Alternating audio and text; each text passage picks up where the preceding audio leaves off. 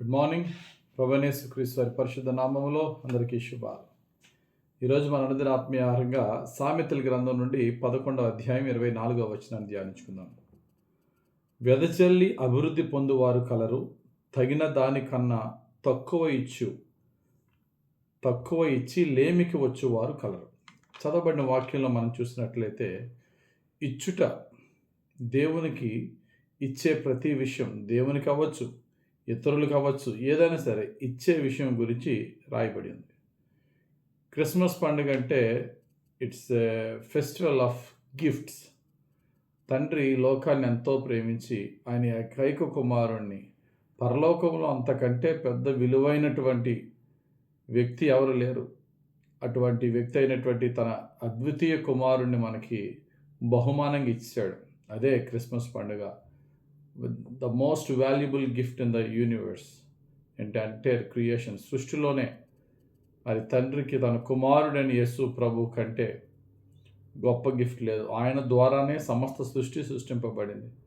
అటువంటి దైవ కుమారుడైన యేసు ప్రభుని మనకు గిఫ్ట్గా ఇచ్చిన సందర్భము ఈ క్రిస్మస్ పండుగ. అలాగే మన జీవితంలో కూడా ఇతరులకు మనం ఏదన్నా వారి అవసరతను బట్టి, వారి యొక్క స్థితిని బట్టి మనం సహాయం చేసేటప్పుడు దేవుడు 2 చూస్తాడట. 1, ఇచ్చే హృదయం చూస్తాడట. 2, ఇచ్చే సామర్థ్యానికి తగ్గట్టుగా మనం ఇస్తున్నామా లేదని కూడా చూస్తాడట. మన గివింగ్ ఎప్పుడు కూడా it should be proportional to the blessing that we receive. దేవుడు మనకి ఇచ్చే ఆశీర్వాదాలకు తగినట్టుగా మనం కూడా ఇతరులకు ఆశీర్వాదకరంగా ఇవ్వాలి. దేవుడు మనలను ఘనపరిచే విధంగా మనము దేవుని కూడా మహిమపరచాలి.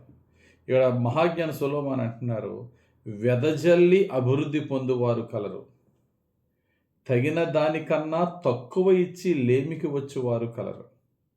ఎవరైతే కృపాసహితంగా వారు చేయగలిగిన సహాయం చేసుకుంటూ వెళ్తారో వారికి కూడా దేవుడి నుండి అదే విధంగా అంత సమృద్ధిగా వస్తుందట ఆశీర్వాదం. అంత సమృద్ధిగా దేవుడు ఇస్తాడట. ఎవరైతే ఇవ్వగలిగి ఉండి కూడా మరి ఇవ్వకుండా బిగబెట్టి పిసినారితనంతో ఇంకా దాచుకుందాం అనే వారికి లేమి వాళ్ళ దగ్గరికి వస్తుందట.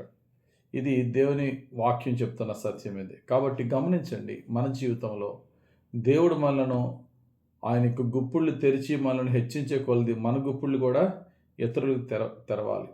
నెక్స్ట్ వర్షన్లో ఉంటుంది సామెతలు 11:25లో, ఔదార్యము గలవారు పుష్టి నొందుదురు, నీళ్లు పోయేవారికి నీళ్లు పోయబడును. మనం ఎదుటివానికి ఏ విధంగా అయితే ట్రీట్ చేస్తామో దేవుడు మనల్ని అలాగే ట్రీట్ చేస్తాడు.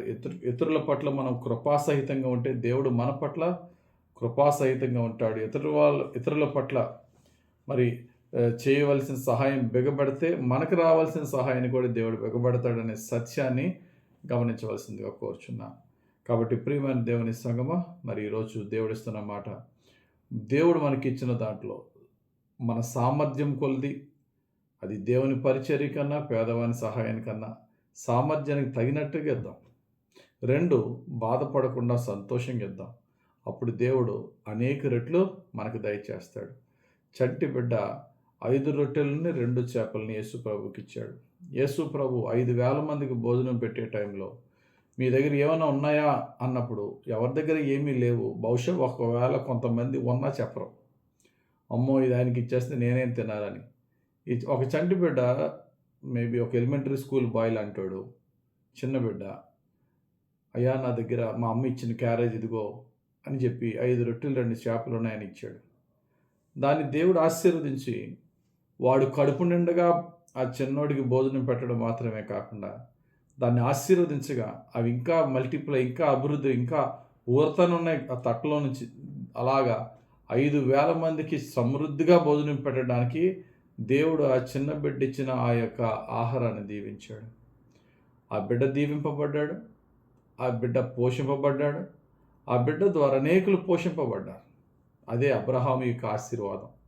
అబ్రహామా, నీకు ఉన్నది వదిలేస్తే నా గురించి, నన్ను నమ్మి వస్తే నేను నిన్ను దీవిస్తాను, నువ్వు అనేకులకు దీవెనగా ఉంటావు అన్నాడు. అలాగే దేవుడు అబ్రహామును దీవించాడు.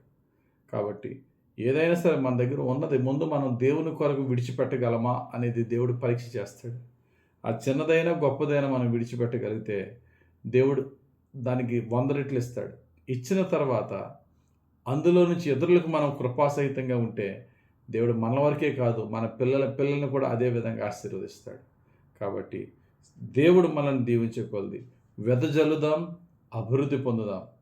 తగిన దానికంటే తక్కువ ఇచ్చి లేమికి వెళ్ళిపోయే కంటే, తగిన దానికంటే వీలైతే ఎక్కువిద్దాం, లేకపోతే మన స్థితికి తగిన విధముగా, మనం పొందుకున్న దానికి తగిన విధముగా దేవుని పరిచర్య కావచ్చు, పేదల సహాయానికి కావచ్చు, సంతోషంగా సామర్థ్యం కొలిదిద్దాం.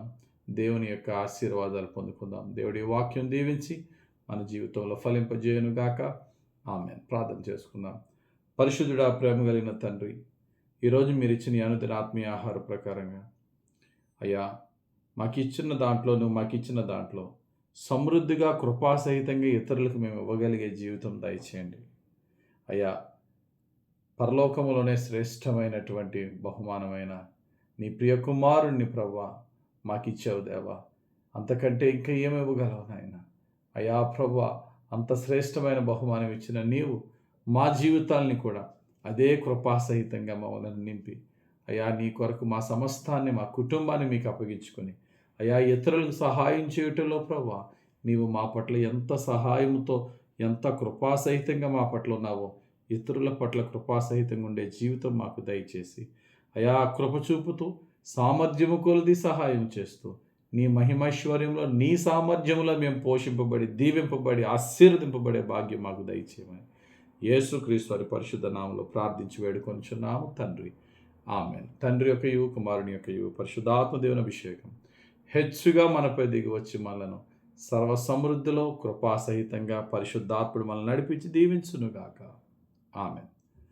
God bless you. Have a very blessed day.